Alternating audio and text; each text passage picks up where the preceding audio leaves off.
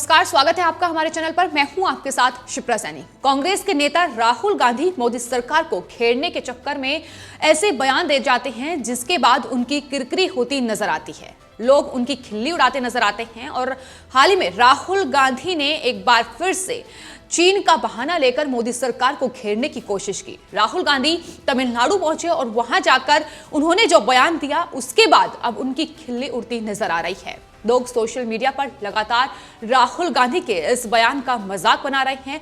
राहुल गांधी ने कहा कि अगर भारत के किसान, श्रमिक और मजदूर मजबूत होंगे तो भारत को सीमाओं पर सेना, नौसेना और वायुसेना की जरूरत नहीं होगी। साथ ही उन्होंने कहा, खासकर इंडो चाइना बॉर्डर पर उन्होंने दावा किया कि अगर किसानों और मजदूरों को सुरक्षा और अधिकार दिया गया तो चीन भारतीय क्षेत्रों में घुसपैठ करने की हिम्मत नहीं करेगा। यह राहुल गांधी का बयान था जिसमें उन्होंने सेना पर एक बार फिर से सवाल खड़े किए, सेना के मनोबल को एक बार फिर से तोड़ने की कोशिश की। राहुल गांधी लगातार इस तरीके के बयान देते हैं और किरकिरी कराते नजर आते हैं, लेकिन इसका मुंहतोड़ जवाब बीजेपी की तरफ से उन्हें मिलता ही है। और एक बार फिर से बीजेपी के नेता शिवराज सिंह चौहान ने राहुल गांधी को मुंहतोड़ जवाब दिया है।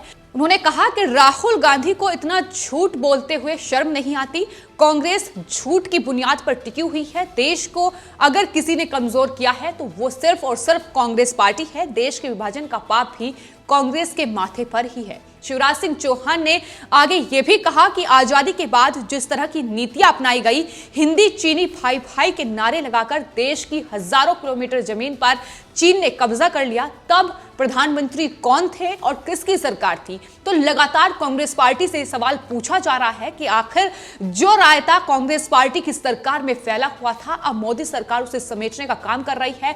लगातार चीन के द्वारा यूपीए सरकार में, यहां तक कि जब पंडित जवाहरलाल नेहरू प्रधानमंत्री थे तो हिंदी चीनी भाई भाई का नारा दिया गया और उसी चक्कर में चीन ने अरुणाचल प्रदेश की जमीन हथिया ली, यानी चीन ने भारत की जमीन पर कब्जा कर लिया। और इसी वजह से अब ये जो विवाद है ये लगातार बढ़ रहा है, क्योंकि प्रधानमंत्री नरेंद्र मोदी के नेतृत्व में अब देश में लगातार जो सेना है वो मजबूत है और मुंहतोड़ जवाब लगातार चीनी सैनिकों को मिल रहा है। फिलहाल जिस तरीके से लद्दाख बॉर्डर पर तनाव बढ़ रहा है, भारत और चीन के जो सैनिक है वो आमने सामने हैं और हाल ही में 20 जनवरी को भी एक झड़प चीन और भारत के सैनिकों में हुई, जहां चीन के 20 जो जवान थे वो घायल हो गए।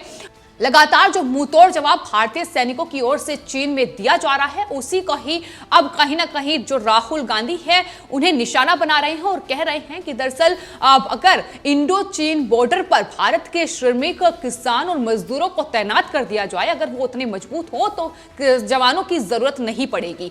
तो राहुल गांधी आकर कहना क्या चाहते हैं कि देश में सैन्य ताकत नहीं होनी चाहिए, या किस तरीके से वो चीन का साथ देते नजर आ रहे हैं? उनके बयान से साफ तौर पर झलक रहा है। ये वही कांग्रेस पार्टी है जो डोकलाम विवाद देश में हो रहा है, लेकिन उस बीच वो चाइना पहुंच जाती है, वहां के राजदूत से वो मुलाकात करती है, उसमें प्रियंका गांधी वाड्रा भी हैं, राहुल गांधी भी शामिल हैं। तो वो ये वही कांग्रेस पार्टी है जो लगातार चीन के साथ मिली हुई है और कहीं ना कहीं उसके साथ मिलकर ही ये बयान अब राहुल गांधी देश में दे रहे हैं। मोदी सरकार को घेरने की पुरजोर तरीके से कोशिश हो रही है। तो राहुल गांधी जब तमिलनाडु पहुंचे तो जाहिर है अपनी सियासी जमी को मजबूत करने की कोशिश कर रहे हैं, जो लगातार तमिलनाडु में भी कांग्रेस पार्टी बिखरी हुई है। उसी बीच उन्होंने वहां जो लोग थे उन्हें संबोधित करते हुए ये कहा कि वहां वो मन की बात बताने नहीं आए हैं, बल्कि तमिलनाडु के लोगों की समस्याएं सुनने आए हैं। राहुल गांधी ने रोड शो के दौरान ये भी कहा कि मैं यहाँ आपको ये बताने नहीं आया हूँ कि क्या करना चाहिए या अपने मन की बात करने नहीं आया हूँ, बल्कि मैं यहाँ आपको सुनने आया हूं, आपकी समस्याओं को सुनकर उसे सुलझाने की मदद करने आया हूं। तो राहुल गांधी अब तमिलनाडु में हैं, तमिलनाडु की जो संस्कृति है, सभ्यता है, उसकी बात कर रहे हैं। लेकिन ये वही राहुल गांधी हैं, आपको बता दें, जिसका हाल ही में एक वीडियो वायरल हुआ था जिसमें वो वहां खाना खाते नजर आ रहे थे। वो खाना खा नहीं रहे थे, बल्कि कहीं ना कहीं खाने का अपमान कर रहे थे, तमिलनाडु की संस्कृति का अपमान कर रहे थे। ये सिर्फ और सिर्फ वोट बैंक के चक्कर में वहां लोगों को बहकाने फुसलाने का काम कांग्रेस पार्टी कर रही है और ये राहुल गांधी भी कर रहे हैं। लेकिन राहुल गांधी लगातार जिस तरीके से भारत और चीन को लेकर लगातार बयान दे रहे हैं वो खासा परेशान करने वाले हैं। जिस तरीके से वो सेना को मनोबल को तोड़ते लगातार नजर आते हैं। आपको बता दें, इससे पहले भी कांग्रेस के ये पूर्व अध्यक्ष राहुल गांधी जब छुट्टियां बिताकर वापस देश लौटे थे तो उन्होंने अरुणाचल प्रदेश के सीमावर्ती इलाके में चीन द्वारा एक गांव बसाने के दावे वाली खबर को शेयर किया था। प्रधानमंत्री नरेंद्र मोदी को निशाना साधने की कोशिश की गई थी, लेकिन उस बीच उनका जो ये पूरा खेल था ये उन पर ही भारी पड़ गया और एक बार फिर से राहुल गांधी ने अपनी फजीहत कराई, क्योंकि जिस खबर को उन्होंने शेयर किया था जिसमें वो दावा कर रहे थे कि अरुणाचल प्रदेश के एक गांव में चीन ने कब्जा कर लिया है। दरअसल आपको बता दें ये वही गांव है जिस पर पंडित जवाहरलाल नेहरू के वक्त ही कब्जा कर लिया गया था, यानी कांग्रेस की सरकार थी तब उस गांव पर कब्जा किया गया था। लेकिन राहुल गांधी की ये आदत रही है कि वो बिना सोचे समझे लगातार ट्वीट करते हैं, अपने बयान देते हैं और यही वजह है कि फजीहत कराते लगातार नजर आते हैं। इसको लेकर बीजेपी के जो अध्यक्ष हैं जेपी नड्डा, उन्होंने एक के बाद एक कई ट्वीट किए थे। जेपी नड्डा ने ट्वीट करते हुए कई सवाल राहुल गांधी से किए थे और इस बात का भी जवाब दिया था कि उन्होंने जो ट्वीट किया है, दरअसल जिस जमीन की वो बात कर रहे हैं वो पंडित नेहरू ने चीनियों को तोहफे में दी थी। तो जेपी नड्डा ने जबरदस्त हमला राहुल गांधी पर साधा था और कहा था कि राहुल गांधी उनका वंश और कांग्रेस चीन पर झूठ बोलना कब बंद करेंगे। क्या इस बात से इनकार कर सकते हैं कि हजारों किलोमीटर की जो जमीन है, यहां तक कि अरुणाचल की जो भूमि है जिसका वो जिक्र कर रहे हैं, दरअसल वो पंडित नेहरू ने ही चीनियों को तोहफे में दी थी। तो ये सवाल था जेपी नड्डा का और इसके साथ उन्होंने एक के बाद एक कई ट्वीट किए थे। और एक और ट्वीट जेपी नड्डा ने किया था कि क्या राहुल गांधी कांग्रेस पार्टी के चीन और उसकी कम्युनिस्ट पार्टी से मिले हुए हैं और एमओयू को खारिज करने की नीयत रखते हैं?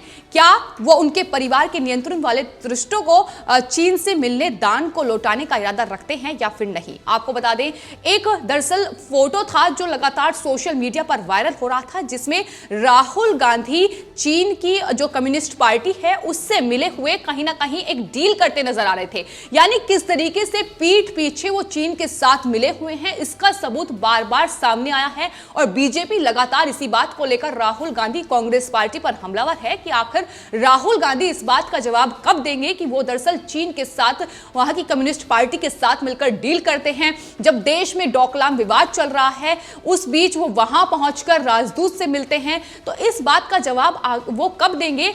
और गौर करने वाली बात यह है कि उसी बात को वो झुटलाते भी नजर आते हैं। जब ये तमाम उनकी जो फोटोज हैं ये वायरल हो जाती हैं और जब सवाल कांग्रेस पार्टी से पूछे जाते हैं तो कांग्रेस पार्टी इन तमाम दावों को नकारती ही नजर आती है। तो किस तरीके से झूठ फैलाने का काम लगातार कांग्रेस पार्टी की तरफ से देश में किया जा रहा है, इसकी पोल खुद बीजेपी के नेता खोलते नजर आते हैं। सवाल यही है कि हिंदी चीनी भाई भाई का नारा देने वाले पंडित नेहरू ने ही चीन को ये जो जमीन है ये तोहफे में दे रखी है, लेकिन बावजूद इसके कांग्रेस पार्टी ये मानने को तैयार नहीं है, क्योंकि मोदी सरकार को घेरना है तो ऐसे में कुछ ना कुछ मुद्दा चाहिए होता है। और जिस तरीके से भारतीय सेना का बयान भी सामने आया है कि सिक्किम में भारतीय सेना और चीनी सैनिकों के बीच झड़प जरूर हुई है, लेकिन उसमें भारत के सैनिकों को कोई नुकसान नहीं हुआ है। भारत ने अपनी रणनीति के तहत जो चीनी सैनिक हैं उन्हें मुंहतोड़ जवाब दिया है, लेकिन बावजूद इसके राहुल गांधी का एक बार फिर से ट्वीट सामने आता है जिसमें राहुल गांधी कहते हैं भारत की धरती पर चीन अपना कब्जा फैला रहा है और 56 इंच का जो सीना है वो एक भी शब्द चीन के बारे में नहीं बोल रहा है।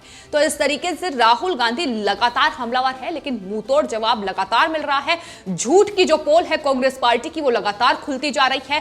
फिर चाहे वो तमिलनाडु में जाकर जिस तरीके से बयानबाजी करते हैं, सेना के मनोबल पर सवाल उठाते हैं और कहते हैं कि भारत में जो वायुसेना है, थल सेना है, नौसेना है, उनकी जरूरत नहीं है। देश में श्रमिकों किसानों को मजबूत कर दिया जाए तो वहां बॉर्डर पर उन्हें तैनात कर दिया जाएगा। तो ये राहुल गांधी की सोच है जो दिखाती है कि वो दरअसल कांग्रेस पार्टी के नेता तो हैं, लेकिन किस तरीके के नेता हैं ये भी उनके बयान, उनके ट्वीट और उनकी सोच से साफ तौर पर जाहिर हो जाता है। राहुल गांधी देश के प्रधानमंत्री बनने का सपना देखते हैं, लेकिन जो उनकी सोच है, जो उनके बयान हैं, वो दिखाते हैं कि दरअसल वो कांग्रेस पार्टी के नेता बनने के लायक भी नहीं है, क्योंकि उनके बयान ये साफ तौर पर जाहिर करते हैं। तो ये वही कांग्रेस पार्टी है जब इनकी सरकार थी, जब यूपीए की सरकार थी, तो किस तरीके से चीन के साथ तमाम डील हुई, तमाम तरीके से चीन के जो प्रोडक्ट हैं वो भारत में आकर किस तरीके से उनका व्यापार होता था। लेकिन अब जिस तरीके से बॉर्डर पर टेंशन बढ़ रही है, लाइन ऑफ एक्चुअल कंट्रोल पर टेंशन बढ़ रही है, उस बीच अब भारत ने कहीं ना कहीं चीन के लिए जो बाजार है वो पूरी तरीके से बंद कर दिए हैं। अब लगातार जो चीन की चीजें हैं उन पर प्रतिबंध भारत सरकार की ओर से लगाया जा रहा है। मोदी सरकार लगातार इस ओर काम कर रही है, लेकिन यही दरअसल यही कारण है कि कांग्रेस पार्टी पूरी तरीके से बौखलाई हुई है। राहुल गांधी पूरी तरीके से बौखलाए हुए हैं, क्योंकि उनकी जो रणनीति है वो कहीं ना कहीं उसे तोड़ने का काम अब देश में मोदी सरकार कर रही है। राहुल गांधी जिस तरीके से छुप छुपाकर जो चीन है उसके साथ डील करते नजर आते हैं, उसको कहीं ना कहीं बड़ा झटका लगा है।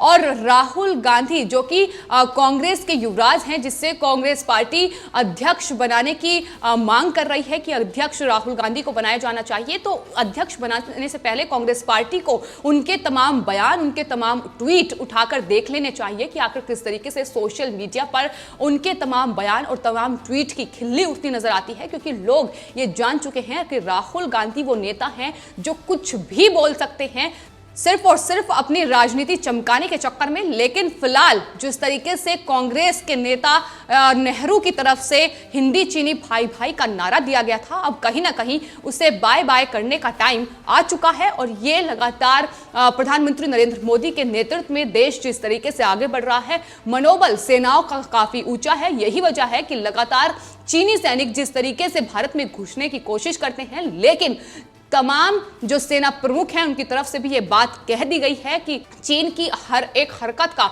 उसको मुंह तोड़ जवाब दिया जाएगा, और लगातार दिया भी जा रहा है। यही वजह है कि दरअसल भारत ने भारी तादाद में जो सैनिक हैं वो लाइन ऑफ एक्चुअल कंट्रोल पर तैनात किए हुए हैं, ताकि जो चीन है अपने मंसूबों पर कामयाब ना हो पाए। और वहीं दूसरी ओर कांग्रेस पार्टी भी जिस तरीके से घटिया बयानबाजी भारतीय सेनाओं को लेकर कर रही है, उनको भी मुंह तोड़ जवाब मिल पाए। आपकी इस पूरे मामले पर क्या राय है, हमें कमेंट बॉक्स में जरूर लिखिए और चैनल को सब्सक्राइब करें। धन्यवाद।